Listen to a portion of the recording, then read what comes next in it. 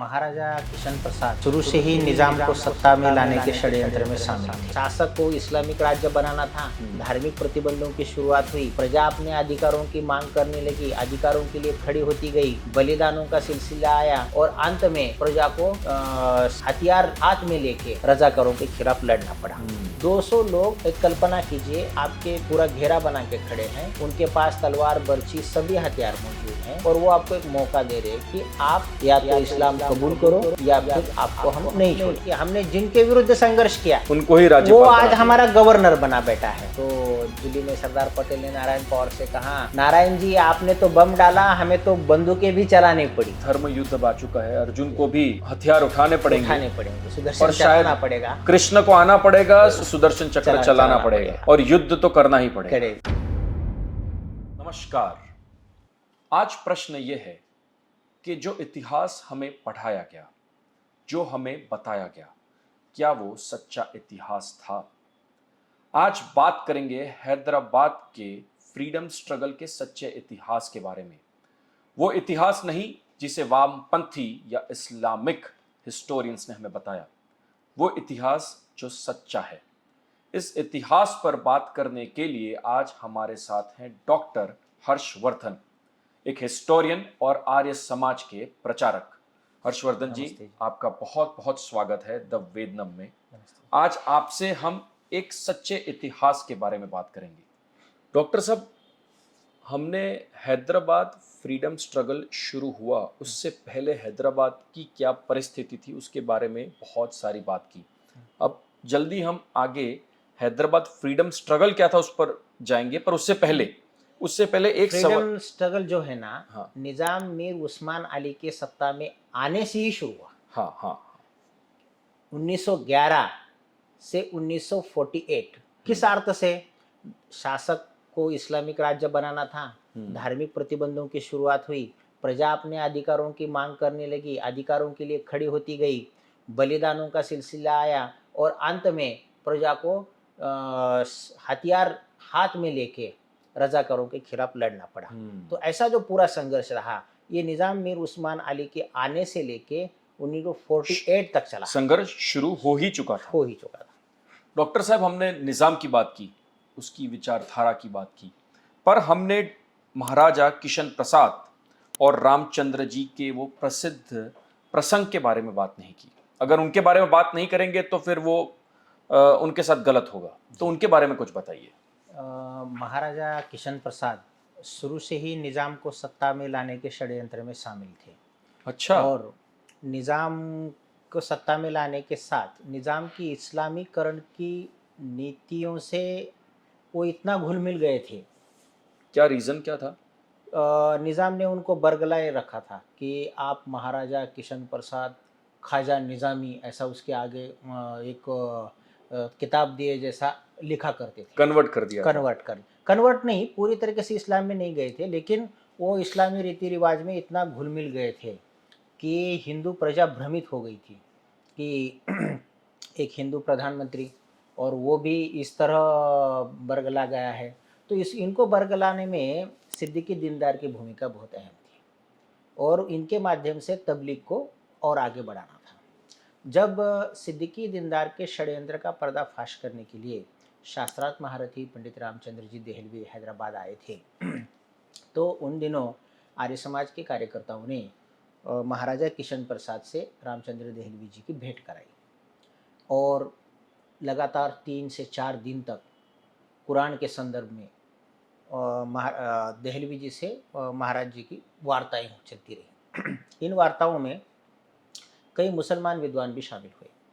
जैसे कि मैंने पूर्व में भी बताया कि महाराजा किशन प्रसाद के साथ जो मुल्ला मौलवी वहाँ पे उपस्थित थे, वो देहलवी जी की बातों से इतने प्रभावित हो गए थे क्योंकि कुरान की आयतों पर इतना प्रभावी वर्चस्व अब तक के किसी आर्य समाजी उपदेश का नहीं होगा, इसीलिए उनको प्रिंस ऑफ आर्यन प्रचारक के नाम से जाना जाता है। अच्छा। हाँ, तो उनसे लगभग 4 दिन तक चर्चाएं हुई और इनकी बातों का इतना गहरा असर महाराजा किशन प्रसाद के मन पर हुआ कि उन्होंने हिंदुओं से खिताब नाम का एक लेख लिखा।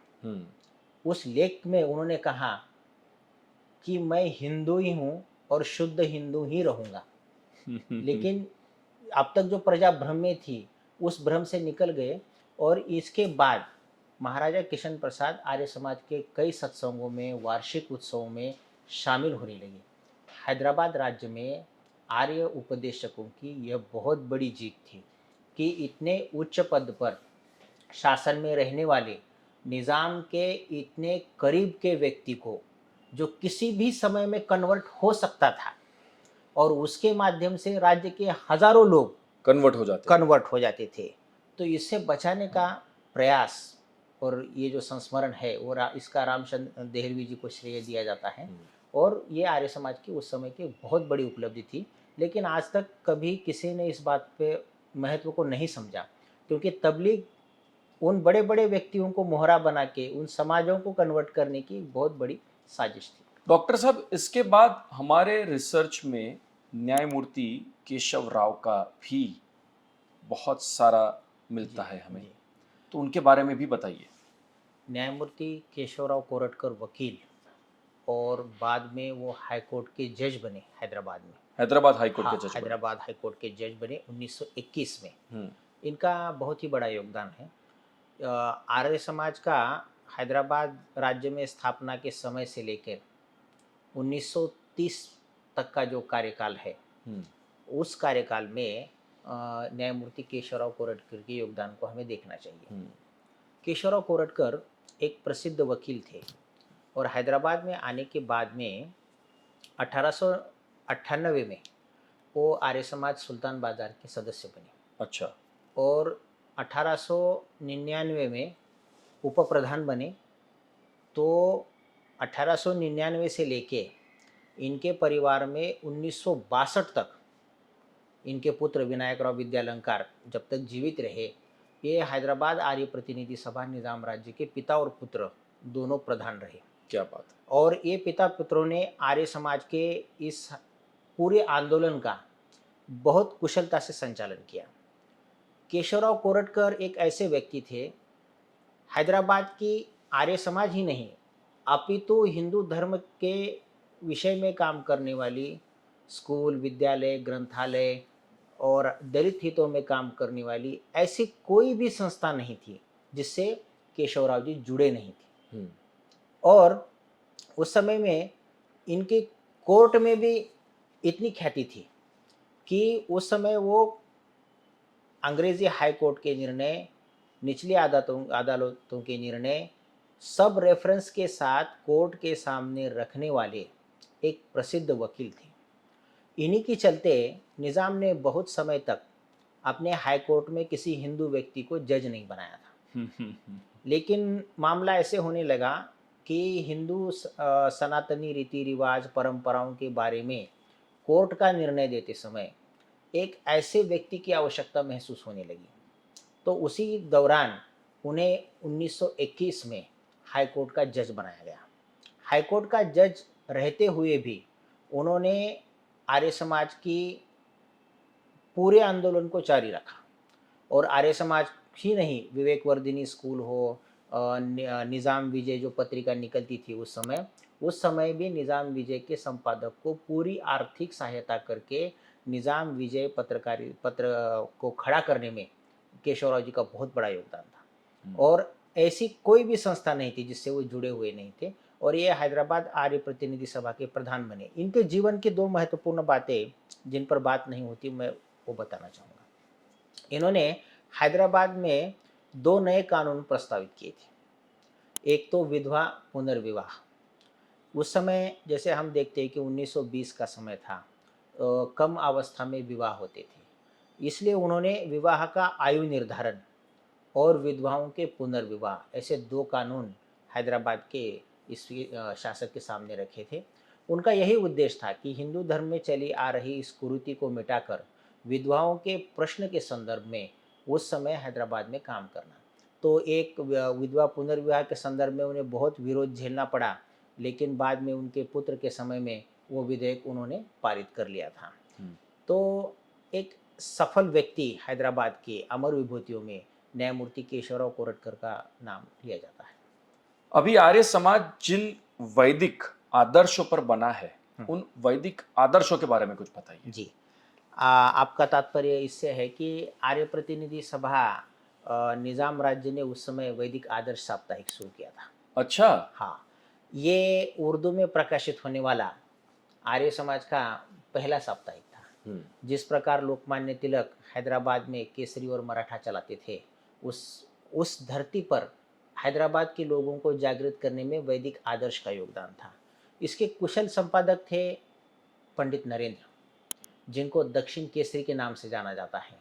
पंडित नरेंद्र जी ने वैदिक आदर्श का काम ऐसे संभाला था कि वो मुसलमानों के रहबरे दक्कन, सुबह दक्कन, अल आज़म में जो भी लेख छपते थे, उनका उत्तर दिया करते थे। क्या बात है, काउंटर किया करते थे। नवाब बहादुर यार जंग की सभा में होने वाले भाषणों को भी पंडित नरेंद्र जी वैदिक आदर्श के माध्यम से काउंटर करते थे। वैदिक आदर्श आर्य समाज के स्वाधीनता इस आंदोलन में स्वर्णिम अक्षरों से यह अध्याय लिखा जाएगा, क्योंकि इसमें अस्पृश्य उद्धार, दलित उद्धार, स्त्रियों की उन्नति, निज़ाम की पत्रकारिताओं के उत्तर और अनेक ऐसे सैकड़ों लेख हैं शुद्धि के साथ साथ सभी तक। उन लेखों के माध्यम से इस पत्रकारिता ने 1933-34 तक लगभग 2-3 साल ही चलाए, ज़्यादा नहीं चलाए न्यूज़पेपर, लेकिन इतनी जागृति खड़ी कर दी गई और पंडित नरेंद्र जी इनके कारण हैदराबाद के नवयुवकों के हृदय सम्राट बने, जिनसे निज़ाम भी डरने लगा था। उसके बाद एक उपला की ऐतिहासिक घटना है। हाँ, उसके बारे में बताइए। हुपला एक छोटा सा गांव है, महाराष्ट्र के उदगीर के पास, कर्नाटक बॉर्डर में है ये गांव। जैसे मैंने अपने पिछले संदर्भ में बताया था, तबलीग के संदर्भ में, हुपला में क्या हो रहा था कि भीमराव पाटिल नामक एक व्यक्ति थे। ये निज़ाम की नीतियों का विरोध करते थे। एक तो वहाँ पे एक घटना हुई कि स्कूलों में बच्चों को गोमांस खिलाया जा रहा था। दूसरा, स्कूलों में दलित बच्चों का धर्मांतरण किया जा रहा था। तीसरी बात वहाँ पर हुई, एक हिंदू स्त्री को किडनैप करके उसे मुस्लिम बना के कन्वर्ट कर दिया गया था। पाकिस्तान में अभी भी ऐसा ही हाँ, होता है। तो भीमराव पटेल जी ने उसको फिर शुद्धि के माध्यम से हिंदू धर्म में लेने का काम किया। तो इस पर निज़ाम के ये जो तबलीगी लोग थे उन पर भड़के हुए थे। तो अचानक क्या हुआ, इस जागृति के विरुद्ध इनको सबक सिखाने हेतु 200 मुसलमान उस गांव में इकट्ठा हुए। हुपला छोटा गांव है।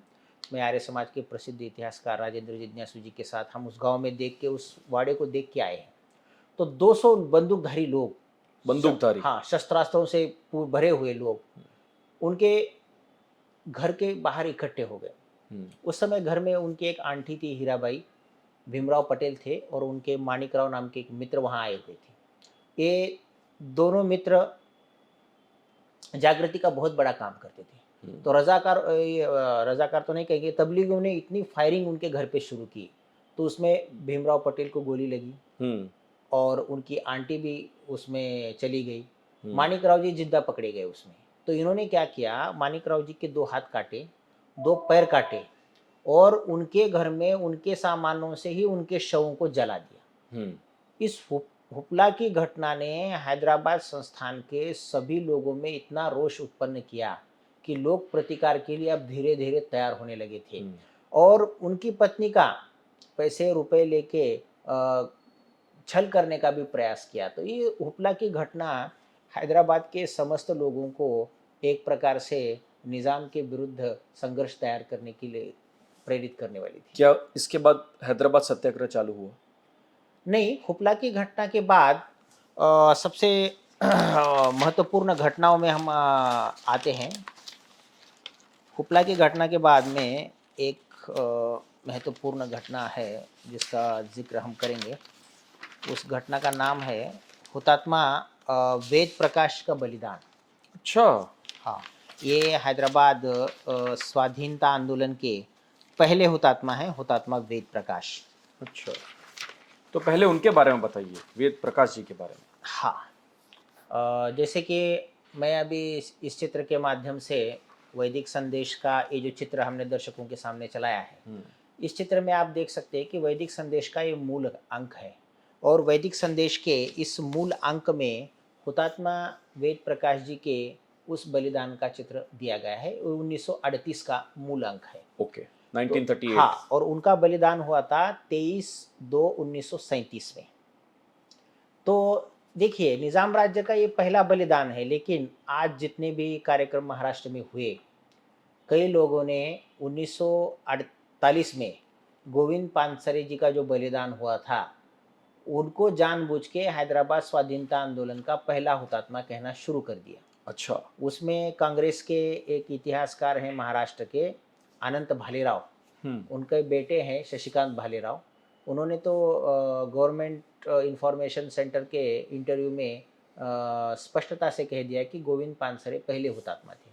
देखिए, अब 1948 साल कहाँ और 1937 कहाँ, इनमें अंतर है। तो ये लोग क्या है, तथाकथित ये जो लोग हैं ना, ये बलिदानों को लोगों के मन से मिटाना चाहते हैं। महाराष्ट्र में एक बहस छिड़ी कि छत्रपति संभाजी महाराज को धर्मवीर कहा जाए क्या नहीं कहा जाए।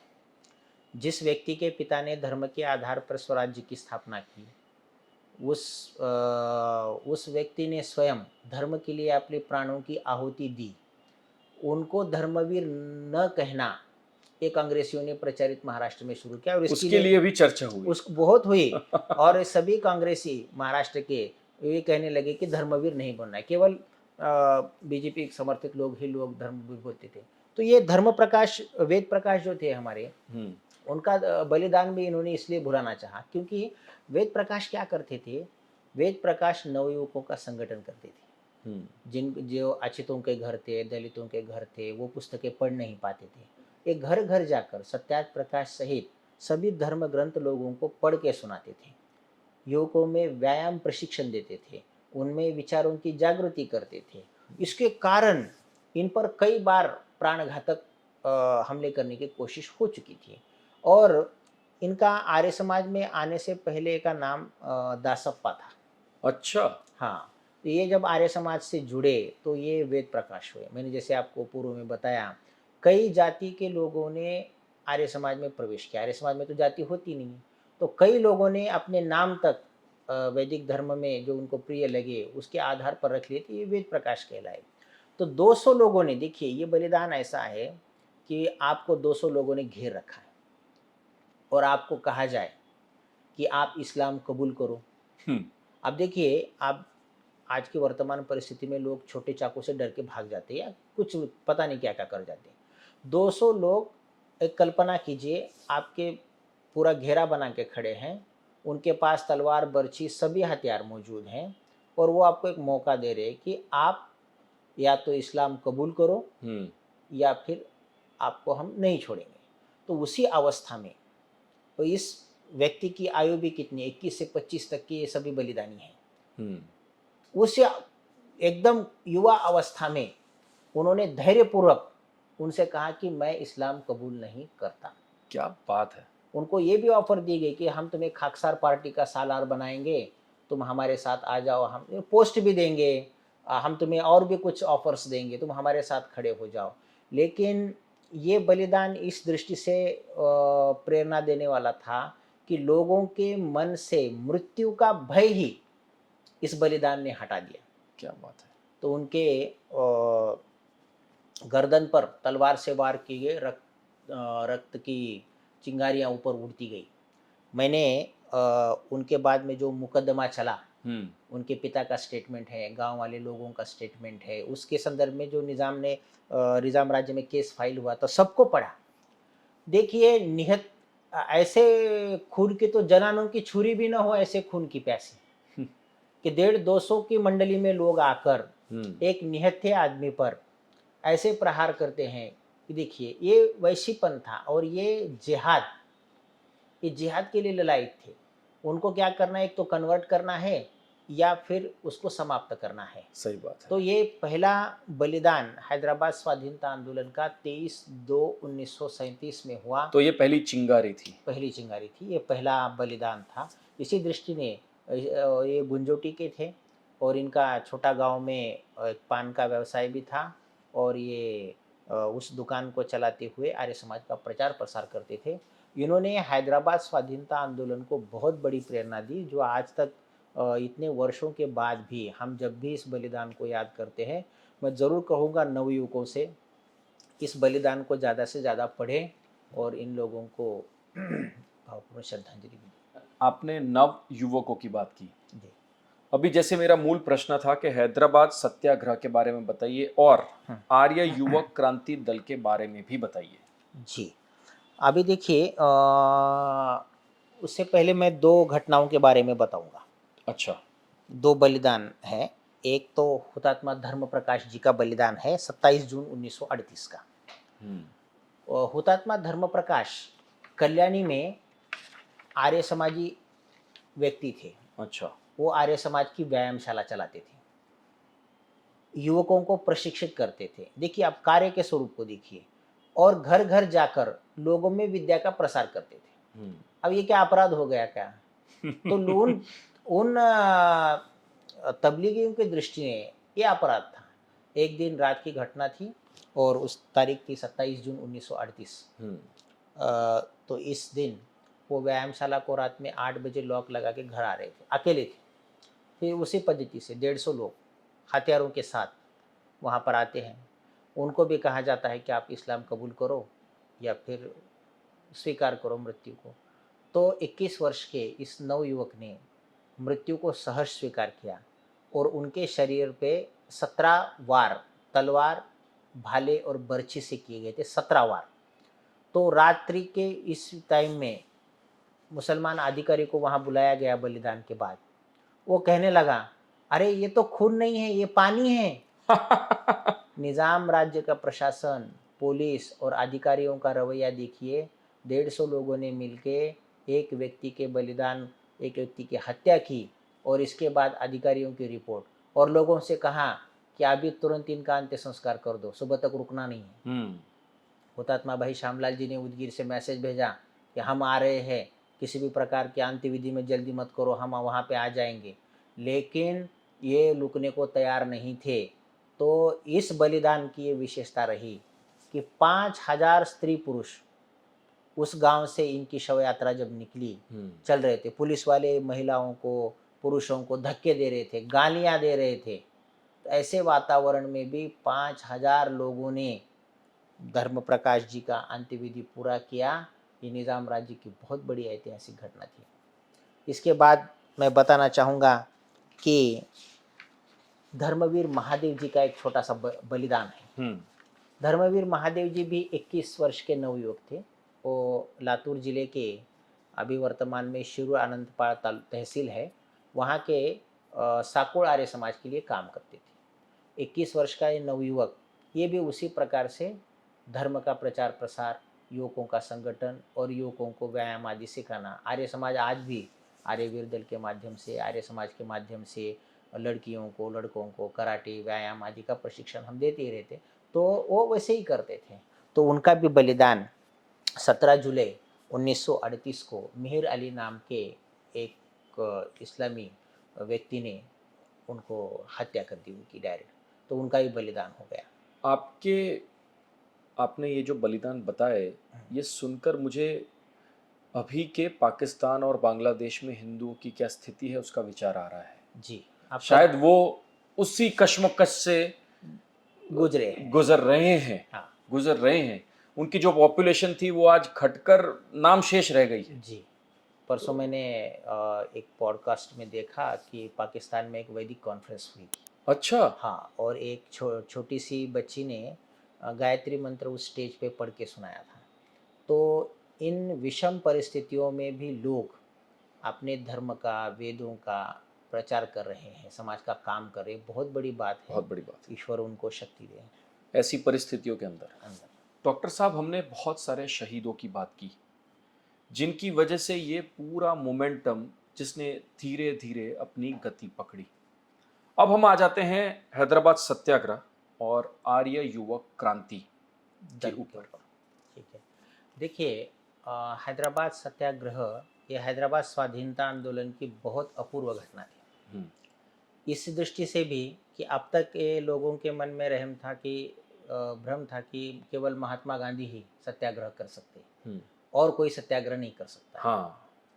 तो आर्य समाज ने यह सत्याग्रह करके एक सिद्ध कर दिया कि अहिंसात्मक मार्ग से सफल सत्याग्रह आर्य समाज जैसी सामाजिक धार्मिक संगठन भी कर सकती है। देखिए, सत्याग्रह की आवश्यकता क्यों हुई? क्योंकि निज़ाम के अत्याचार इतने बढ़ चुके थे, मजलिस, तबलीग और विभिन्न प्रकार से लोगों का बलिदान हो रहा था। ऐसी अवस्था में निज़ाम को विवश करने के लिए सत्याग्रह का मार्ग चुनना पड़ा।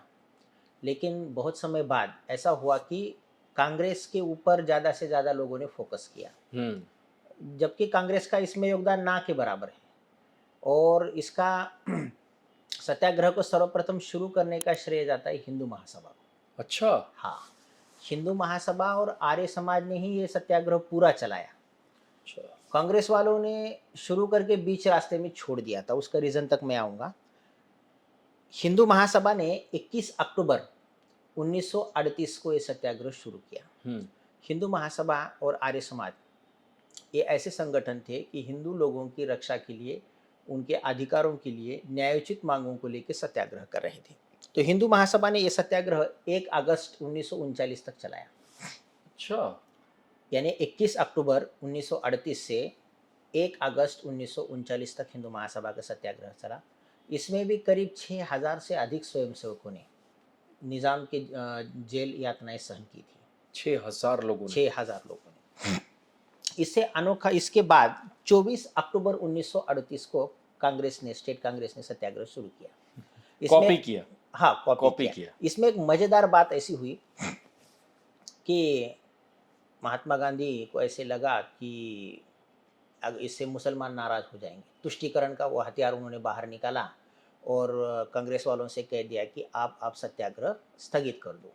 24 अगस्त 1938 से 24 दिसंबर 1938, 24 अगस्त 1938 से 24 दिसंबर 1938, इतने थोड़े समय के लिए ये सत्याग्रह हुआ उनका। इसके बाद सबसे बड़ा सत्याग्रह आर्य समाज ने शुरू किया 29 अक्टूबर 1938 से लेके 7 अगस्त 1939 तक। इतना लंबा सत्याग्रह। और देखिए, हैदराबाद आर्य सत्याग्रह की ये विशेषता रही, उत्तर भारत के सभी प्रांतों से, यहाँ तक कि बर्मा, फिजी, थाईलैंड, ऐसे देशों से लोगों ने आके आर्य समाज के इस सत्याग्रह में भाग लिया। क्या बात है! ये लोगों को पता ही नहीं है। ये लोगों को पता ही नहीं है और लोग इसी बात ज़्यादा करते नहीं हैं। देखिए, इसमें क्या हुआ कि सोलापुर आर्य महासम्मेलन जब हुआ तो सोलापुर में एक आर्य महासम्मेलन आयोजित किया। उसकी अध्यक्षता लोकनायक आणे जी ने की थी। तो वहाँ पे स्वातंत्र्यवीर सावरकर भी उपस्थित थे और सावरकर जी का वहाँ पे भाषण भी हुआ। यहाँ पे इस सम्मेलन को 25,000 से ज़्यादा लोग इस सम्मेलन में उपस्थित थे। तो इसमें आर्य समाज के सत्याग्रह को देशव्यापी सत्याग्रह बना दिया गया और निज़ाम के विरुद्ध चला यह हैदराबाद राज्य का सबसे बड़ा सत्याग्रह था। इनमें 8 सर्वाधिकारी हुए। इनमें महात्मा नारायण स्वामी, स्वामी स्वतंत्रतानंद जी, आपके गुजरात के पंडित ज्ञानेन्द्र सिद्धांत भूषण, विनायकराव विद्यालंकार, राजगुरु धुरेंद्र शास्त्री, कुंवर चांद करण शारदा जो हिंदू शुद्धि सभा से जुड़े थे, हिंदू महासभा से जुड़े थे। ऐसे सत्याग्रहों ने इन सत्याग्रहों का सफल संचालन किया और देश को बता दिया कि आर्य समाज एक अहिंसात्मक सत्याग्रह कर सकता है। इस सत्याग्रह वो भी इतना लंबा और वो भी धार्मिक स्वतंत्रता की मांगों को लेकर। स्टेट कांग्रेस ने तो उस जमाने में घोषित किया था कि हम कोई कम्युनल बॉडी नहीं है, हम पे बैन मत लगाओ और ये मुसलमान नाराज़ हो जाएंगे। इसके संदर्भ में एक वक्तव्य मैं यहाँ देना चाहूँगा कि महात्मा गांधी ने हैदराबाद सत्याग्रह के विषय में एक टिप्पणी की थी। उन्होंने कहा था, हैदराबाद का सत्याग्रह बेवक्त की शहनाई है। मानो आपके घर में शादी है, शादी नहीं है, लेकिन आप शहनाई बज रही है। तो सार्वदेशिक आर्य प्रतिनिधि सभा के प्रधान घनश्याम सिंह गुप्ता जी ने महात्मा गांधी से मिलकर निज़ाम की सभी विथ एविडेंस निज़ाम की तबलीग की नीति को उनके सामने रखा और कहा। इतनी एट्रोसिटीज हिंदू पर हो रही थी, फिर भी महात्मा गांधी जी ने हाँ, अपनी आंखें बंद कर दी मुझे थी। जब मैंने ये हैदराबाद स्वाधीनता आंदोलन पे रिसर्च की तो मुझे बड़ा दुःख प्रतीत होता था कि महात्मा गांधी को एक शब्द तो कहना चाहिए था, और एक लेख भी नहीं लिखा हमें उन्होंने। हमारी पढ़ाई में तो महात्मा गांधी को इतना बड़ा महात्मा दिखाया गया है, तो और ये है उनकी आप सच्चाई। देखिए ना, आप भी रिसर्च कीजिए कि इस हैदराबाद में निज़ाम ने जितने अन्य अत्याचार किए, उनके ऊपर महात्मा गांधी ने एक शब्द भी नहीं कहा। इस पर हैदराबाद के सत्याग्रही जत्थे का नेतृत्व करने वाले कुंवर सुखलाल जी ने मुंबई के चौपाटी में जो भाषण दिया था, उसमें उन्होंने कहा, "ना दे शौक से साथ हमारा तू गांधी, ना दे शौक से साथ हमारा तू गांधी, मगर यह तो कह दे कि बुरा हो रहा है।" एग्जैक्टली। हमारी ज़्यादा अपेक्षाएं नहीं थी, केवल आप इतना कहो कि भाई ये जो निज़ाम कर रहा है वो बुरा हो रहा है। लेकिन बहुत समय तक आर्य समाज के लोग महात्मा गांधी को समझाते रहे। जब ये सत्याग्रह सफल हुआ, तब फरवरी 1939 के हरिजन के अंक में महात्मा गांधी जी ने लिखा, मैं आशा करता हूँ कि आर्य सत्याग्रह सफल रहा, लेकिन मैं मौलाना अबुल कलाम आज़ाद के दबाव के कारण मैं इस पर ज़्यादा कुछ बोल नहीं सका। ऐसा ऑफिशियली? ऑफिशियली उसका स्टेटमेंट है। अब मुझे बात ये परेशान करती थी कि आप जब इतने बड़े व्यक्ति हो, इतने बड़े आंदोलन आपने किए, तब किसी व्यक्ति की परामर्श पर चलने की ज़रूरत क्या थी आपको? वो भी ऐसे व्यक्ति की, जिसे बाद में आपने शिक्षा मंत्री बना दिया, जो मदरसे में पढ़ा था और भारत की सारी शिक्षा नीति उस अबुल कलाम आज़ाद ने बिगाड़ दी। ये तो नरेंद्र मोदी जी का शतशः धन्यवाद है कि उन्होंने नई शिक्षा नीति लागू करके सही बात है, बहुत गट्स दिखाई है नरेंद्र भाई ने, बहुत गट्स दिखाई। फिर से ये शुरू हुआ, नहीं तो ये तो सब काम बिगाड़ रखा था। मुझे बड़ा अचरज होता है, मैं जब इस टॉपिक को बार-बार पढ़ता हूँ ना, मैं डॉक्टर समझ साहब, टर्की के मुसलमानों की उनको चिंता है, हाँ, हिंदुस्तान के हिंदुओं की चिंता नहीं है, हैदराबाद और में हम उन्हें महात्मा कह रहे हैं। जी।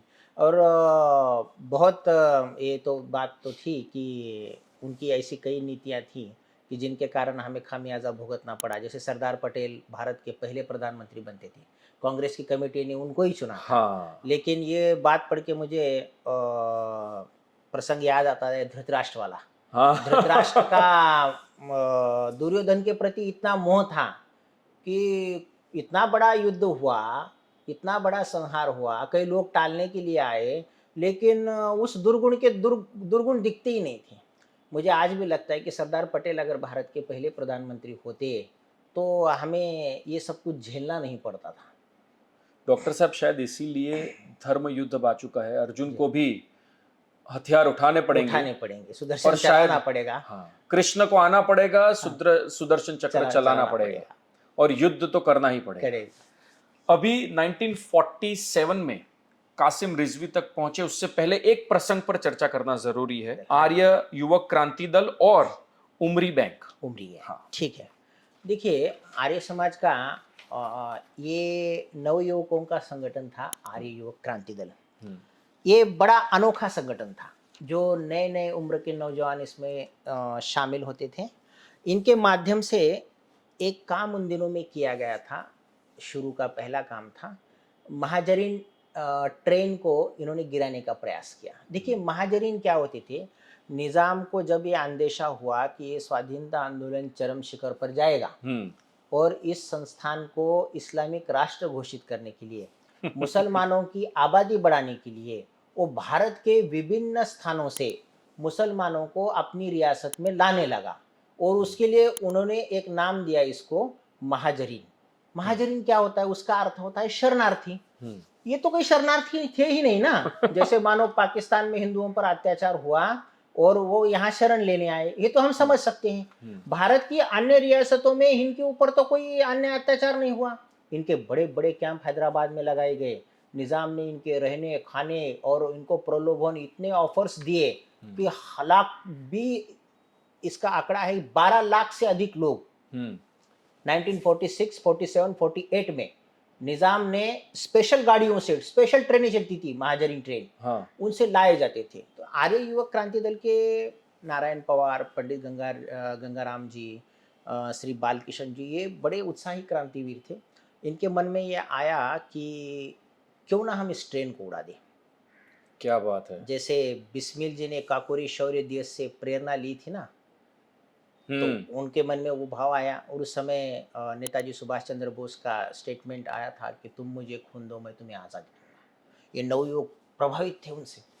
तो चलो इन्होंने क्या किया कि एक जगदीश जी थे, आर्य समाज के, आर्य युवक क्रांति दल के सदस्य थे, वो रेलवे में काम करते थे हैदराबाद में। उनसे रेलवे के लाइन के नट बोल्ट खोलने के पाने, फिश पेट निकालने के लिए सभी हथियार मिले और इन्हें पता चल गया कि ट्रेनों का टाइम टेबल भी इनको मिल गया। तो इन्होंने बोल्ट वगैरह सब खोल दिए और दिन में काम हुआ है 9 से 10 बजे के बीच में। और ये क्रांति युवक ऐसे ठहरे थे कि अलग अलग स्थान पे ठहर के कौन आ रहा है कौन जा रहा है इसकी दिशा में सुनियोजित तरीके से उन्होंने पटरियों के हटा दिया था। लेकिन कुछ समय के बाद ट्रेन आने से पहले वहाँ पे एक गैंगमैन गुजरा और उसने फिर हैदराबाद जाने वाले रास्ते पे लाल कपड़ा बिछा दिया और भागता हुआ वो स्टेशन तक गया। लेकिन ये इतना सफल प्रयास था और सुनियोजित प्रयास था आर्य युवक क्रांतिकारों का कि उससे हमें प्रेरणा लेनी चाहिए। और दूसरा इन्होंने क्या किया कि महाजनीनों के जो निज़ाम ने कैंप लगाए थे, तो आर्य युवक क्रांति दल के नारायण पवार और गंगाराम जी अरबों के भेष में उस कैंप में गए पता लगाने के लिए ये शरणार्थी है क्या नहीं है, ये पीड़ित है क्या नहीं है। अक्षरशः शरणार्थियों के मौलाली कैंप में जहाँ पे लाखों शरणार्थी थे उनके बीच में घुसकर इन क्रांति युवकों ने लोगों से बात की। उनको कहते थे कि क्या तुम पीड़ित हो, तुम्हारे ऊपर हिंदुओं ने जुल्म ढाला इसलिए तुम आए हो। इन्होंने सैकड़ों लोगों से चर्चा की तो इन्हें पता चला कि ये कारस्थान के तहत हैदराबाद लाए गए हैं उन लोगों की पॉपुलेशन बढ़ाने के लिए। हाँ, और इसे इस्लामिक राष्ट्र आज भी हो रहा है ये, आज भी हो रहा है। धड़ल्ले बांग्लादेश से हो रहा है। लोग भर भर के लाए जा रहे हैं। तो नारायण पवार जी ने एक योजना बनाई कि इन कैंपों पर बम फेंके जाने चाहिए। उस समय था कि हैदराबाद लौह पुरुष पंडित नरेंद्र जी दक्षिण केसरी थे और रजाकारों से सुरक्षा के लिए प्रत्येक आर्य समाज में बम रखवाते थे। तो इन्होंने प्रयास किया था कि इन कैंपों पर बम डाले जाए, लेकिन इन युवकों को उसी मात्रा में बमों की सहायता नहीं हो सकी, इसलिए योजना सफल नहीं हुई। इसके बाद इन युवकों का एक अस्तबल को इन्होंने पुलिस का निज़ाम का एक अस्तबल था रिजर्व पुलिस का हैदराबाद में पेटला बुर्ज के पास में नदी के किनारे एक रिजर्व पुलिस का ये अस्तबल बना हुआ था जो निज़ाम के घोड़े रहते थे वहाँ पे। तो उस नदी को पार करके नारायण पवार और गंगाराम जी ने रात में नदी पार करके अरबों के भेष में जाके वहाँ पे छत पे टाइम बम लगा दिया। अच्छा। उसकी छत जो बनी थी वो घास से बनी हुई थी, नीचे घोड़े रहते थे और जैसे टाइम बम लगा दिया और नदी से फिर तैर के वो वापस आ गए। तो नियोजित समय में 1 घंटे में वो टाइम बम फट गया और इसमें उनका काफ़ी नुकसान हो गया और दूसरे दिन से निज़ाम ने फिर उस अस्तबल के चारों ओर पुलिस का पहरा सख्त कर दिया। आर्य युवक क्रांति दल की तीसरी बड़ी घटना थी कि खुद निज़ाम पे ऊपर बॉम्ब फेंकना। क्या बात है। हाँ, तो नारायण पवार जी ने ये बॉम्ब फेंका था। बहुत समय तक वो जीवित थे।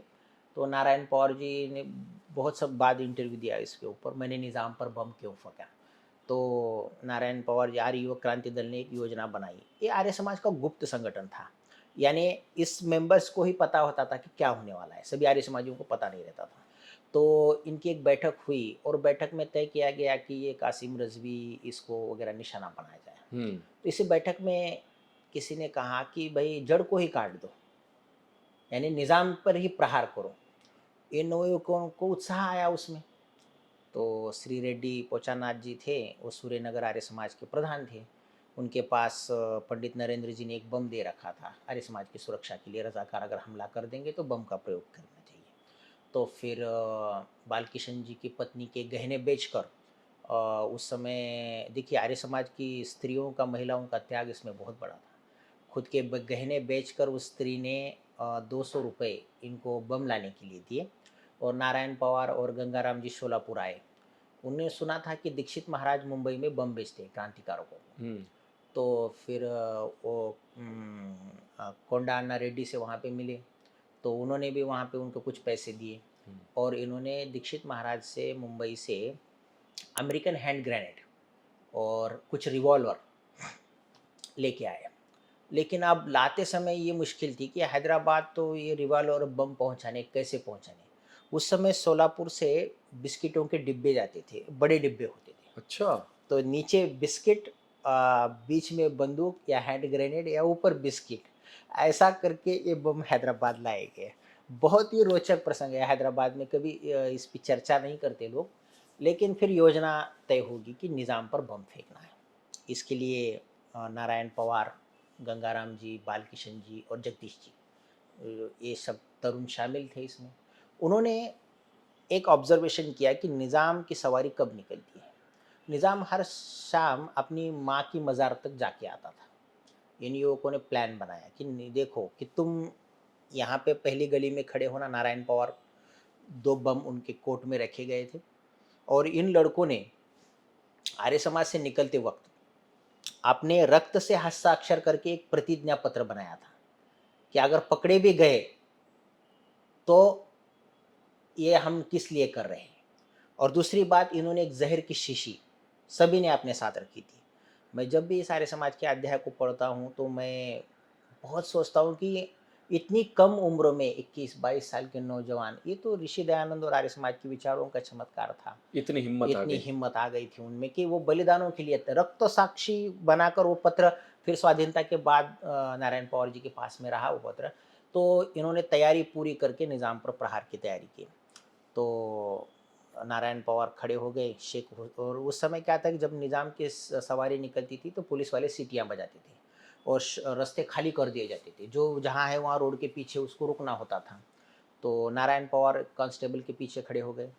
अब अगर नारायण पवार जी का वार चूक गया तो फिर आगे गंगाराम जी, फिर उसके आगे जगदीश जी, यानी तीनों लोग बम और रिवॉल्वर के साथ पूरी प्लानिंग। इनका वार गया तो इनका इनका हो गया। तो फिर नारायण पवार कांस्टेबल के पीछे खड़े थे, उनके दोनों बम थे।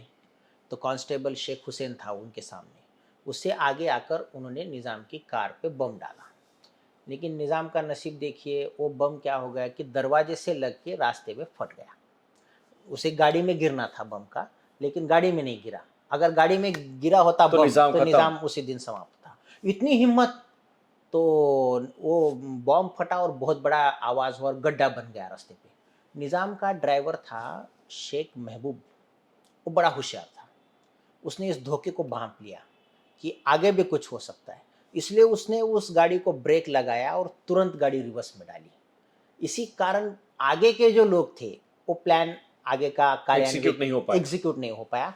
और ये नवयुवक थे सभी, तो ये गाड़ी रिवर्स ली जा सकती है, इसके बारे में भी इन क्रांतिकारियों ने अनुमान नहीं लगाया था।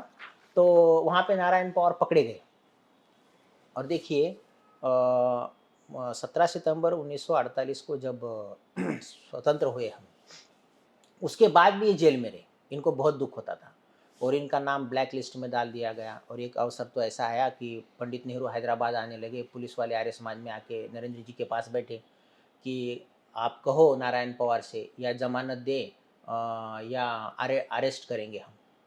तो पंडित नरेंद्र जी ने पुलिस कमिश्नर को फ़ोन लगा के कहा कि इसका अभी तक इनका नाम ब्लैक लिस्ट में क्यों है, ये ज़मानत नहीं देंगे। अगर आप इनको अरेस्ट करते हो तो हैदराबाद राज्य में पुनश्च आर्य समाज ऐसा तहलका मचाएगा कि आप याद रखोगे। तो पुलिस डर गई। पंडित नरेंद्र से पुलिस वाले बहुत डरते थे, क्योंकि गृह मंत्री होने वाले थे, फिर भी इन्होंने गृह मंत्री पद नहीं लिया था, किसी और को गृह मंत्री बनाया था। ये बहुत बड़ा नैतिक वजन आर्य समाज का था। तो फिर पुलिस वाले परेशान हो गए, पंडित जी आप कह रहे हो तो हम नारायण पवार को अरेस्ट नहीं करेंगे। उन दिनों फिर बाद में गृह मंत्री दिगंबर राव बिंदु थे।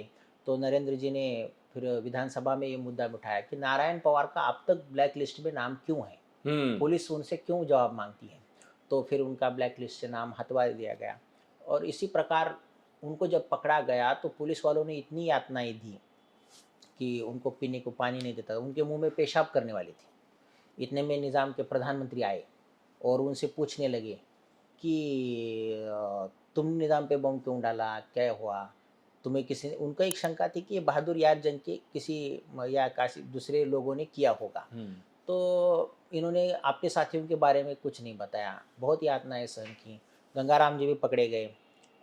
तो ये क्रांतिकारी आर्य युवकों का इतना बड़ा संघर्ष था, ये बहुत समय तक जीवित भी रहे। लेकिन इनको दुख भी होता था कि कांग्रेस सरकार ने मिलिट्री आने के बाद भी 11 महीने इनको जेल में रहना पड़ा। तो वो अपने इंटरव्यू में कहते थे कि भाई हमने इसको मारकर हैदराबाद की समस्याएं समाप्त करनी चाहिए थी, हमने अपने लिए इसने नहीं मारा था। तो आर्य युवक क्रांति दल एक हैदराबाद का बहुत ही रोमांचकारी अध्याय है। तो अभी तक इस पे किसी ने बात ही नहीं की है। बहुत सही बात है। तो आगे का प्रश्न। अभी हम आ जाते हैं कासिम रिजवी और रजाकारों पर और उनके अत्याचारों पर, वो कुछ बताइए। हाँ, देखिए कासिम रिजवी एक डकैत था। डकैत क्योंकि उस पे जो केस चला और जिस पे उसको सजा हुई और बाद में जेल से छूट के भाग गया, वो डकैती का ही केस था। सही बात है। कासिम रिजवी ये हमारे लातूर शहर का निवासी था, वकील था और इसकी महाराष्ट्रियन था, लातूर जिले का लातूर शहर का निवासी था। तो इसकी ये मनीषा थी कि इस राज्य को जल्दी से जल्दी इस्लामी कैसे बनाया जाए और इसको स्वतंत्र कैसे रखा जाए, यानी भारत के उदर में स्वतंत्र इस्लामिक राष्ट्र की कल्पना को लेकर कासिम रिजवी चलता था। जैसे इत्तेहादुल बैनुल मुसलमिन का ये बाद में सर्वे सर्वा बन गया, इसने उसकी रजाकारों की फौज खड़ी की थी और रजाकारों की संख्या तब का AIMIM, आपका AIM, अब मुझे हाँ तब का MIM, हाँ MIM, मजलिस इत्तेहादुल मुसलमिन, ये बाद में AIMIM आज कहलाता है। तो ये भी इसने रजाकारों की फौज खड़ी कर दी और उनके माध्यम से एक अन्याय अत्याचारों का एक बहुत बड़ा सिलसिला हैदराबाद राज्य में शुरू किया। लेकिन कांग्रेस वाले संभ्रम में थे कि इनका मुकाबला करे क्या नहीं, गांधी से उधर से क्या आदेश आता है क्या नहीं, इसमें संभ्रम में थे ये लोग। उसी समय से आर्य समाज ने गांव-गांव में तरुणों का संगठन करके उनको प्रशिक्षण देके, हथियार बंदूकें देके निज़ाम के रजाकारों के विरुद्ध हथियार उठाने की ट्रेनिंग आर्य समाज ने दी और आर्य समाज के सैकड़ों कार्यकर्ताओं ने रजाकारों के विरुद्ध संघर्ष किया। तो इसमें आप देख सकते हैं कि जो अंतिम ये दौर था पीपल्स वॉर था, क्योंकि लोग रजाकारों की स्त्रियों के संदर्भ में अत्याचार, गांव जलाना, कन्वर्ट करना, गांव की लूटपाट करना, ये अनल मलिक को लेके चल रही थी कि हम मुसलमान शासक है और किसी भी तरह हिंदुओं को हमें प्रताड़ित करना है। लेकिन आर्य समाज के कारण एकमेव हिंदू लोग लड़ने के लिए तैयार हो गए। मैंने कहा ना पंडित नरेंद्र जी हर आर्य समाज में बम रखवाते थे, तो आर्य समाज ये फुल तैयारी करके मान के चल रहा था। निजाम ने कांग्रेस से बंदी भी इसी समय क्यों हटाई थी कि अगर मानो किसी कारणवश कांग्रेस सत्ता में आती है तो हम बने रहे, और ऐसा ही हुआ। पंडित नेहरू ने हैदराबाद का राज्यपाल बना दिया उसको। हैदराबाद के स्वाधीनता सेनानियों को बड़ा दुख रहता था कि हमने जिनके विरुद्ध संघर्ष किया उनको ही राज्यपाल वो बना आज दिया। हमारा गवर्नर बना बैठा है। तो ऐसी परिस्थितियों में रजाकारों के विरुद्ध जो संघर्ष हुआ एक रोमांचकारी पन्ना है। इसमें हर बच्चे ने, हर स्त्री ने, हर पुरुष, कितने नाम अभी इतने समय में हम नहीं ले सकते, लेकिन हजारों लोगों ने अपने अपने तरीके से इन रजाकारों के विरुद्ध संघर्ष करके उनको भागने में, उनको भगा दिया यहाँ से। और सरदार पटेल ने भी माना, जब पुलिस ऑपरेशन पोलो चला तो ये सैन्य मिलिट्री को मार्ग दिखाने में आर्य समाजी लोग ही आगे थे, इनको मार्गदर्शन करने में। और सरदार पटेल ने ये बात मानी है कि अगर आर्य समाज ने ये पार्श्वभूमि न तैयार की होती तो हम हैदराबाद का विलय नहीं कर सकते थे। सरदार पटेल से जब गंगाराम जी, नारायण पवार जी को मिलाया गया, यही व्यक्ति है निजाम पर बम डालने वाले, तो दिल्ली में सरदार पटेल ने नारायण पवार से कहा, नारायण जी आपने तो बम डाला, हमें तो बंदूकें भी चलानी पड़ी। तो इतना क्रांतिकारियों से स्नेह था सरदार पटेल का। तो इस संघर्ष में भी बहुत बड़ी आहुति दी गई। बहादुर यार जंग, ये कौन था? नवाब बहादुर यार जंग, मैंने कहा ना, ये मजलिस इत्तेहादुल मुसलमिन का वो नेता था। मतलब उसने ही बनाया था ये पूरा? हाँ, रजाकारों के साथ मिलकर? नहीं, उसके पहले ही बहादुर चल बसा, बाद में रजाकारों का संगठन आया मजलिस से। अच्छा। तो रजाकारों को ज्यादा तीव्र करने में कासिम रिजवी की भूमिका थी और बहादुर यार जंग ने जो शुरू के काल में अनल मलिक का नारा देकर मजलिस को खड़ा किया, उसके भाषण बहुत जहरीले होते थे और इसके कारण मुसलमान लोग धर्मांध होकर अन्याय अत्याचार करने पर उतारू होते थे। तो ऐसा एक जहरीला इंसान नवाब बहादुर यार जंग था, उसका डर निज़ाम को भी था, इसलिए ऐसा माना जाता है कि उसके हुक्का में विष प्रयोग कराने में निज़ाम का हाथ था। सही बात है। डॉक्टर साहब, हमारा लास्ट क्वेश्चन, हमारी कहानी के लास्ट और बहुत ही इम्पोर्टेंट कैरेक्टर के बारे में। आज के हमारे पॉलिटिशियन जो खुद को सो कॉल सेक्युलर बताते हैं, मुसलमानों के हमदर्द, असउद्दीन ओवैसी और उनके पूर्वजों के इतिहास के बारे में जो जुड़ा हुआ है कासिम रिजवी के साथ, वो कुछ बताइए। देखिए, इनका जो संगठन है वो MIM, मजलिस इत्तेहादुल बैनुल मुसलमीन के नाम से 1928 में हैदराबाद राज्य में अस्तित्व में आया था। इसको बड़ा करने में नवाब बहादुर यार जंग का बहुत बड़ा हाथ था। उसने अनल मलिक का नारा बुलंद किया। इससे जब जुड़ा कासिम रिजवी, तो उसने रज़ाकारों के माध्यम से मजलिस के अत्याचारों को इतना बढ़ाया कि आप सोच भी नहीं सकते। इस पे सैकड़ों पन्ने लिखे जा चुके हैं। इस कासिम रिजवी को डकैती के केस में जेल की सज़ा हो गई और ये सोचता था कि जब ये इस्लामिक राष्ट्र यहाँ पे कायम करेगा तो बाहर से भी इसको मदद मिलेगी वगैरह, यहाँ के लोग करेंगे, वहाँ के लोग करेंगे। इसकी वर्गलाएँ थी भारत में, जैसे हमने जब 370 कलम हटाया तो लोग कहते थे खून की नदियाँ बहेंगी। ऐसे सरदार पटेल को ये धमकी दिया करता था कि भाई देखो बहुत बड़ा रक्तपात होगा वगैरह वगैरह, लेकिन ऐसा कुछ हुआ नहीं। जब ये भारत छोड़कर बाहर प्रयाण कर लिया इसने, पाकिस्तान भाग गया। पाकिस्तान में भी ये गुमनामी की ज़िंदगी जीकर ही मर गया। इसको पाकिस्तान में कोई पूछने वाला तक नहीं था। जाते समय इसने ओवैसी के दादा को MIM की कमान उसके हाथ में सौंप के चला गया, जिसको ये अभी वर्तमान में ऑल इंडिया मजलिस इत्तेहादुल मुसलमीन के नाम से चलाते हैं।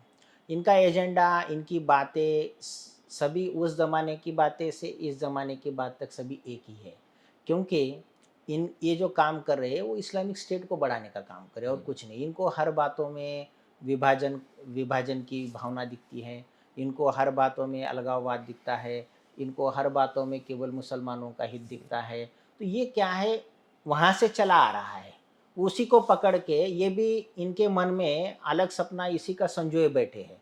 और मुझे तो दारुल लगता इस्लाम है का सपना। हाँ, दारुल इस्लाम का सपना है और गजवाए हिंद का सपना है, लेकिन वो कभी कभी नहीं पूरा होगा। ये ऐसी कई पीढ़ियां चली जाएंगी।